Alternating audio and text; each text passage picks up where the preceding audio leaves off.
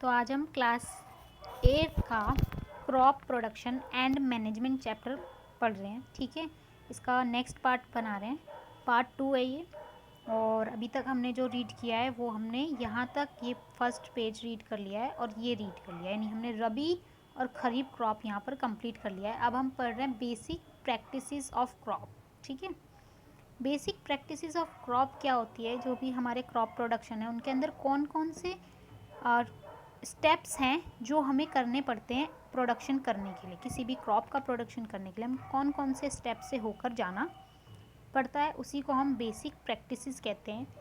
Y can paddy not be grown in winter season. तो यहाँ पर जो बूझो है उसने क्वेश्चन पूछा है कि जो पैडी है वो विंटर सीजन में क्यों ग्रो नहीं कर सकते। तो पैडी को विंटर सीजन में इसलिए ग्रो नहीं कर सकते क्योंकि उसके लिए वो एक सूटेबल क्लाइमेट नहीं है, सूटेबल वेदर नहीं है, इसलिए हम विंटर सीजन में पैडी को ग्रो नहीं कर सकते। पैडी जो है उसको बहुत ज़्यादा वाटर की ज़रूरत होती है, इसलिए हम उसे रेन वाले सीज़न में ग्रो करते हैं, जिसमें सबसे ज़्यादा क्या होती है, रेन होती है। ठीक है, तो यहाँ पे बोला है पैडी रिक्वायर्ड, यानी इसका पहेली ने जवाब दे दिया, a lot of water therefore it is grown only in the rainy season. ठीक है, इसीलिए हम इसे रेनी सीजन में ग्रो करते हैं। ओके, तो आगे देखते हैं।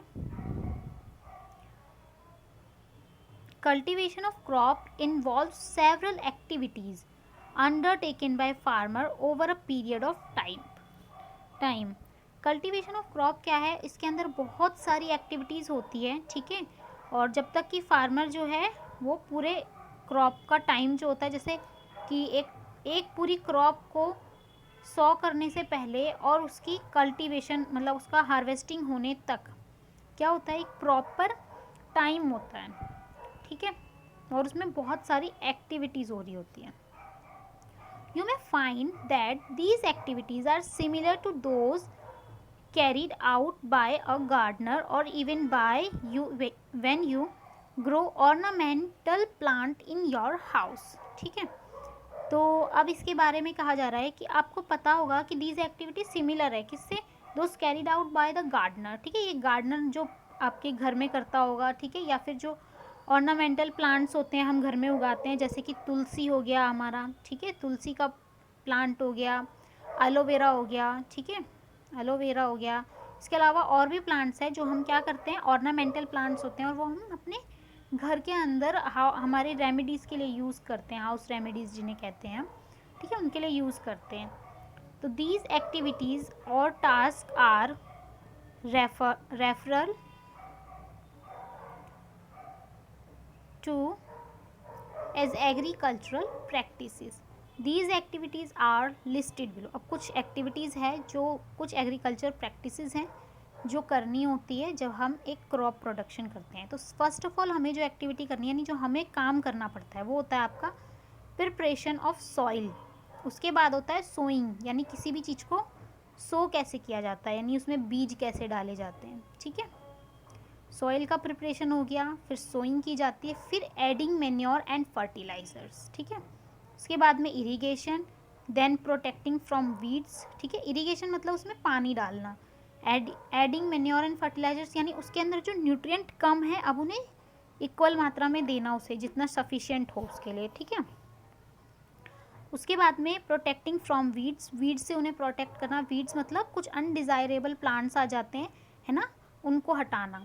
हार्वेस्टिंग यानी कि अब क्रॉप क्या हो गई है, हमारी क्रॉप हमारी मिच्योर हो गई है तो उसका हार्वेस्ट करना। अब स्टोरेज, स्टोरेज क्या होता है हमारा, जब अब आपने मिच्योर हो गई है, उसका हार्वेस्टिंग भी कर दी है, अब वो क्या है, अब उसे स्टोर करके रखना भी तो पड़ेगा, क्योंकि हम इकट्ठे तो पूरी को कंज्यूम नहीं कर सकते हैं ना, ले नहीं सकते हैं, टेक नहीं कर सकते, तो इस सिचुएशन में हमें उसे स्टोर करना पड़ता है। ठीक है, और समय समय पर उसको सेल करना पड़ता है या फिर उसे कंज्यूम करते हैं हम। ठीक है, अब फर्स्ट वाला जो हमारा टॉपिक है प्रिपरेशन ऑफ सॉइल, हम वो पढ़ रहे हैं। ठीक है, प्रिपरेशन ऑफ सॉइल पढ़ने जा रहे हैं।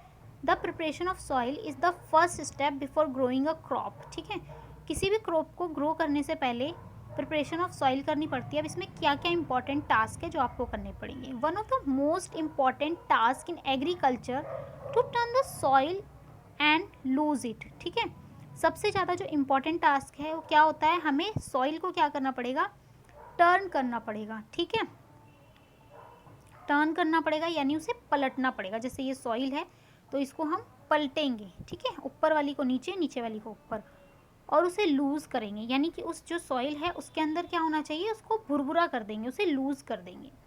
This allow the roots to penetrate deep into the soil, ठीक है, और इससे क्या हो जाएगा, ये पेनेट्रेट हो जाएगी, ठीक है, इससे क्या होंगे, रूट जो हैं, जैसे ये हमारी सॉइल है तो इसके अंदर जो रूट्स हैं यहाँ पे ना, वो इजीली यहाँ वहाँ इजीली फैल सकती है, पेनेट्रेट हो सकती है, ठीक है, अंदर तक जा सकती है। The loose soil allow the roots to breathe easily even when they grow deep into the soil, और जो लूज सॉइल होती है, ठीक है, अब ये हमारी सॉइल थी, अब ये जो लूज सॉइल है इसमें क्या होगी, ईजीली जो हमारी रूट्स हैं वो क्या कर पाएगी, ब्रीथ कर पाएगी, ठीक है, और ये ब्रीथ कर पाएगी ईजिली, चाहे वो कितनी भी डीप में चली जाए, ठीक है। Why does the loosening of soil allow the roots to breathe easily, तो लूज सॉइल कैसे अलाउ करती है उसे ईजीली, ठीक है, तो वो ईजिली इसलिए अलाउ कर देती है उसे। अब देखो ये पहले सॉइल इतनी थी, अब हमने क्या किया, इसे पलट दिया, तो इसमें बीच बीच में क्या हो जाएंगे, खाली जगह रह जाएगी, उस खाली जगह में क्या होती है, एयर होती है, और उस एयर को ही क्या करती है, रूट्स कंज्यूम करती है, उनको अपने अंदर ले लेती है, ठीक है। The loosened soil help in the growth of earthworm and microbes present in the soil। अब जो लूजेंड सॉइल होती है वो क्या करती है, वो अर्थवॉर्म एंड माइक्रोब्स के थ्रू क्या होते हैं, लूजेंड सॉइल की वजह से जो अर्थवॉर्म है और जो माइक्रोब्स है वो हमारी सॉइल के अंदर इजीली ज़्यादा मात्रा में बढ़ जाते हैं, उनकी क्वांटिटी बढ़ जाएगी या उनके नंबर्स बढ़ जाएंगे, ठीक है, वो इजीली क्या कर सकते हैं, उसके अंदर ग्रो कर सकते हैं, और वो हमारे लिए क्या होते हैं, क्योंकि वो क्या है हमारे, these organism are friends of the farmer since they future further turn and loosen the soil and add humus to it, ठीक है, और ये क्या करते हैं, ये भी बाद में क्या करेंगे, जब ये ग्रो कर जाएंगे, है ना, ऑर्गेनिज्म की बात हो रही है, इन वालों की, माइक्रोब्स की, अर्थवॉर्म्स की, ये भी टर्न कर देंगे, सॉइल को टर्न करते रहते हैं, तो इसका टर्न करने से क्या होगा, इसको टर्न करने से सॉइल जो है वो लूज हो जाएगी और ऐड हो जाएगा उसमें ह्यूमस, क्या ऐड हो जाएगा उसमें, ह्यूमस ऐड हो जाएगा, ठीक है। आपने पढ़ा होगा ना, नाइट्रोजन वगैरह जो है वो क्या है, हमारे नाइट्रोजन को अर्थवॉर्म ही तो फिक्स करते हैं या फिर राइजोबियम फिक्स करते हैं, ठीक है। But why does the soil need to be turn and loosen, क्यों जो सॉइल है उसको ज़रूरत होती है लूज़ करने की और उससे टर्न करने की, ऐसा क्यों होता है, तो ऐसा इसीलिए होता है, हमने अभी ऊपर ऊपर पढ़ा है कि जो हमारी सॉइल है अगर हम लूज़ नहीं करेंगे उसको, ठीक है, और अगर हम उसे टर्न नहीं करेंगे तो जो रूट्स हैं वो इजीली ब्रीथ नहीं कर पाएगी और ग्रो नहीं हो पाएगी और डीप तक नहीं जा पाएगी, ठीक है। You have learn in a previous classes the soil contains minerals, water, air, ठीक है, अब आपने पिछली क्लासेस में पढ़ लिया होगा कि सॉइल के अंदर क्या होता है, soil contains minerals, okay, water and air, some living organism in addition dead plants and animal get decomposed by the soil organism, जो भी सॉइल के अंदर ऑर्गेनिज्म होते हैं लाइक अर्थवॉर्म, माइक्रोब्स, ये क्या करते हैं, ये इन प्रोडक्ट को, है ना, जो कि डेड प्लांट हो गए, ठीक है, एनिमल हो गए, इनको डीकम्पोज करने का काम करते हैं। अब डीकम्पोज क्या होता है, डीकम्पोज होता है किसी चीज़ को गला देना, सड़ा के गला देना उसे, ठीक है, खाते हुए गला देना अगर उसको, तो उसे हम डीकम्पोज कहते हैं। In this way various nutrient held in the dead organism are release back into the soil, ठीक है, इस वे में क्या हो जाता है, बहुत सारे न्यूट्रिएंट्स जो होते हैं वो डेड ऑर्गेनिज्म के थ्रू रिलीज़ किए जाते हैं, ठीक है, जब डीकम्पोज हो रहा होता है ना कोई भी प्रोडक्ट जो भी हमारा उसके अंदर है, यानी डेड प्लांट्स हो गए, एनिमल्स हो गए, ठीक है, तो ये क्या करते हैं, ये बहुत सारे न्यूट्रिएंट रिलीज कर देते हैं। These nutrient are gain absorb by the plant, और फिर क्या होता है, ये जो न्यूट्रिएंट्स हैं ये न्यूट्रिएंट्स अब्जॉर्ब कर लिए जाते हैं प्लांट्स के थ्रू, ठीक है। Since only a few centimeter of the top layer of soil supports plant growth, turning and loosening of soil bring the nutrient rich soil to the top so that plant can use these nutrient। अब आपने क्या देखा, क्योंकि कुछ centimetre तक क्या होती है, देखो ये सॉइल है ना। सॉइल में हमने लेयर्स पढ़ी है, 7th क्लास में आपने लेयर्स पढ़ी होगी, कि ज्योग्राफी में पढ़ी होगी। ऊपर वाली लेयर जो होती है उसको क्या कहते हैं, नीचे वाली को क्या कहते हैं। जो ऊपर की थोड़ी सी लेयर है ना, कुछ सेंटीमीटर की, है ना, 2 से 3 या 4 सेंटीमीटर तक हमारी कैसी वो होती है, उसके अंदर बहुत ज़्यादा ग्रो करता है प्लांट, है ना। टॉप लेयर पे ही ग्रो करता है, ठीक है।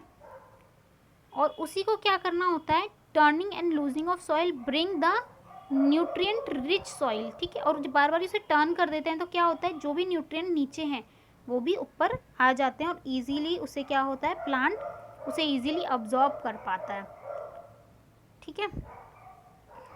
दस turning and loosening of soil, ठीक है। इसीलिए टर्निंग और loosening of soil is very important for cultivation of crop.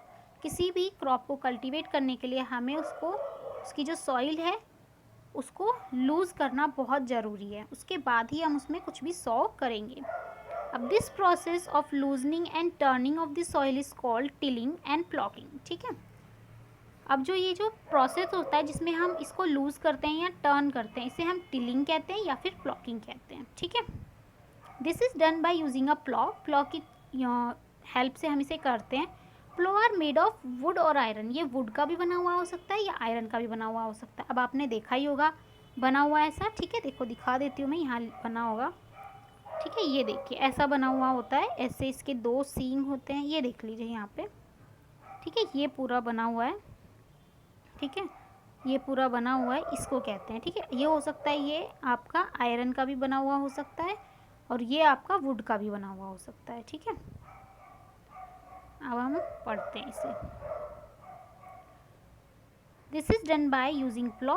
Plough are made of wood and iron. If the soil is very dry, अगर सॉइल जो है वो ड्राई हो जाती है, it may need watering before ploughing, ठीक है। तो जब भी हम प्लगिंग करते हैं तो उससे पहले हमें क्या करना पड़ता है, जब अगर जो सॉइल है वो ड्राई हो जाए तो उसके अंदर पहले वाटर करना पड़ता है, ताकि जो सॉइल है वो थोड़ी सी सॉफ्ट हो जाए और उसके जो प्लग है उसे ईजीली यूज़ किया जा सकता है। द प्लग फील्ड में have big PCs of soil called crumbs. अब क्या होता है, जब आप प्लग करते हैं फील्ड को तो उसमें बड़े बड़े पीसीज होते हैं, है ना, सॉइल के, क्योंकि वो पूरी ड्राई हो गई है, सूख के जो सॉइल है वो इकट्ठी हो जाती है उसमें, उनको क्रम्प्स कहते हैं। उन क्रम्प्स को क्या करना पड़ता है, तोड़ना पड़ता है। It is necessary to break these crumbs with a plank. किसी प्लैंक से उस क्रम्स को क्या करना पड़े, तोड़ना पड़े। अब प्लैंक क्या होता है, तो प्लैंक होता है ऐसे बना हुआ, ठीक है, इसे कहते हैं Planck.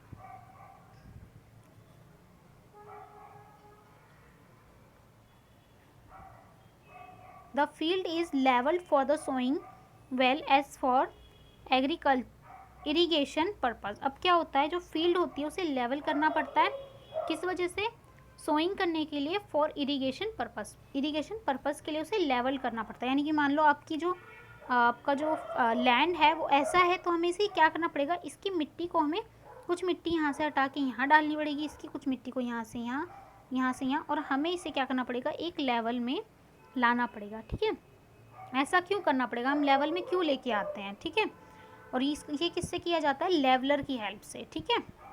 Some time manure is added to the soil before tilling. Tilling करने से पहले अगर हम सॉइल मैन्योर डालते हैं, this help in proper mixing of manure. और इससे क्या हो जाता है, जब हम टिलिंग करते हैं ना तो सारी जितनी भी मैन्योर होती है वो सॉइल में ईजिली मिक्स हो जाती है, ठीक है। The soil is watered before sowing, ठीक है। और जो सॉइल होती है वो सोइंग करने से पहले उसमें क्या करना पड़ता है, वाटर डालना पड़ता है, ठीक है। तो अभी हमने जो पढ़ा है वो हमने पढ़ा है कि हमें क्या करना चाहिए, सॉइल को टिलिंग करनी चाहिए, ठीक है। और दूसरी बात हमने पढ़ी, उसको टर्न करना चाहिए, ठीक है। उसके अलावा फिर हमने पढ़ा कि उसको लेवल में लाना चाहिए, ठीक है। और जो क्रम्स होते हैं उनको तोड़ देना चाहिए। तो ये हमारा पूरा प्रोसेस हो गया यहाँ तक।